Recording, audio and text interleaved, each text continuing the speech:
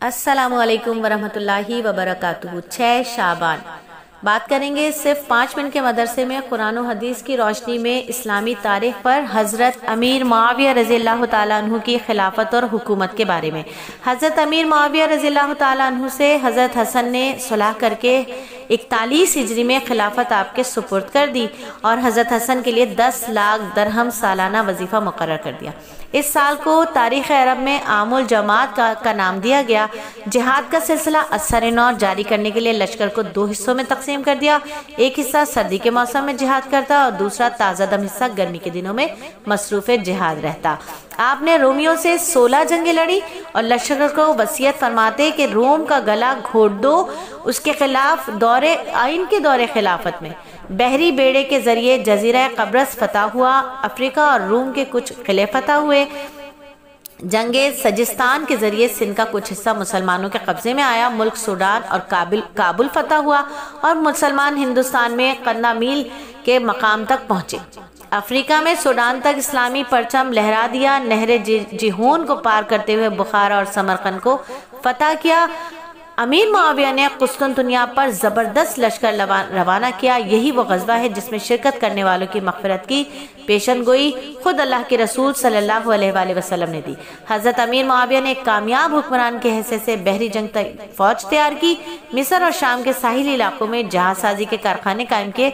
1700 जंगी जहाज रोमियों का मुकाबला करने के लिए तैयार कराए और इसके अलावा बहुत सारे कारनामे अंजाम दिए जो तारीख़ के सफ़हात में मौजूद हैं।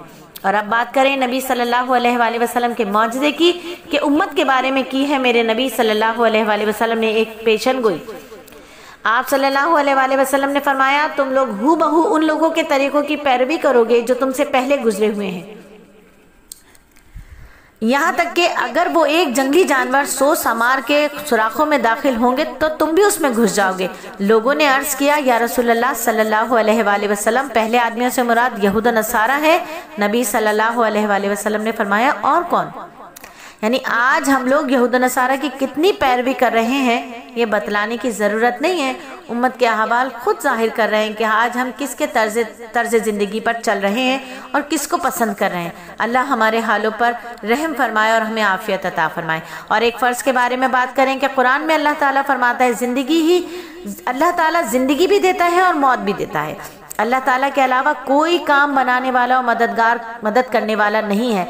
यानी इन बातों पर कि अल्लाह से होता है, अल्लाह के गैर से कुछ भी नहीं होता, ये पक्का ठक्का यकीन हर मुसलमान के दिल में हो, ये ईमान है कि अल्लाह ही मदद करने वाले हैं। और एक सुन्नत के बारे में बात करें कि नबी सल्लल्लाहु अलैहि वसल्लम ने फरमाया, जो शख्स अपने घर से निकलते वक्त ये दुआ पढ़े तो उससे कहा जाता है हर चीज़ के शर से तेरी हिफाजत कर दी गई और शैतान उससे दूर भाग जाता है।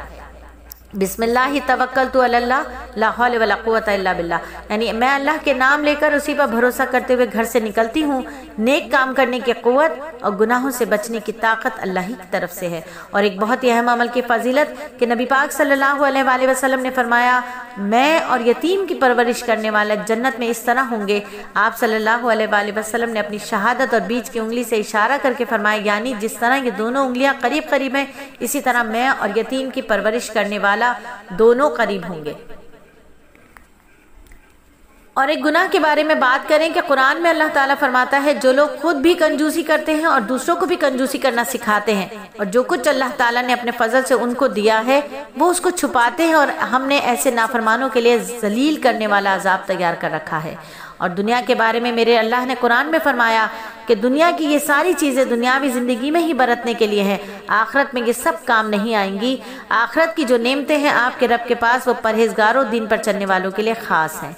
और आखिरत के बारे में उम्मुल मोमिनीन अम्मा आयशा रज़ियल्लाहु ताला अन्हा ने नबी सल्लल्लाहु अलैहि वसल्लम से दरियाफ़्त किया, जिस दिन पहली मरतबा सूर फूंकने से सब ज़मीन और आसमान टूट फूट हो जाएंगे, फिर वो दोबारा बनाए जाएंगे, तो उस दिन लोग कहाँ होंगे? आप सल्लल्लाहु अलैहि वसल्लम ने फरमाया, पुल सिरात पर। और तिब्बे नबवी से बात करें इलाज की, तो अम्मा आयशा रज़ियल्लाहु ताला अन्हा बीमार के लिए तलबीना तैयार करने का हुक्म देती थी और फरमाया करती थी कि मैंने रसूलुल्लाह सल्लल्लाहु अलैहि वसल्लम को फरमाते हुए सुना है कि तलबीना बीमार के दिल को सुकून पहुँचाता है और गम को दूर करता है। यानी बारले को कूट कर दूध में पकाने के बाद मिठास के लिए उसमें शहद डाला जाता है, जिसे तलबीना कहते हैं। جو جو ایک اناج ہے اس کو کوٹ کر.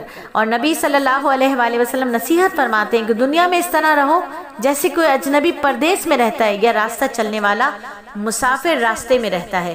تو راستہ چلنے والا غابر غریب مسافر تو کبھی ٹھہرتا ہی نہیں، وہ اپنی منزل پر جانے کی تقاضوں میں لگا رہتا ہے. اللہ تعالی ہمیں دنیا سے بے رغبتی عطا فرما دے اور ہمیں ان تمام باتوں پر عمل کرنے والا بنا دے.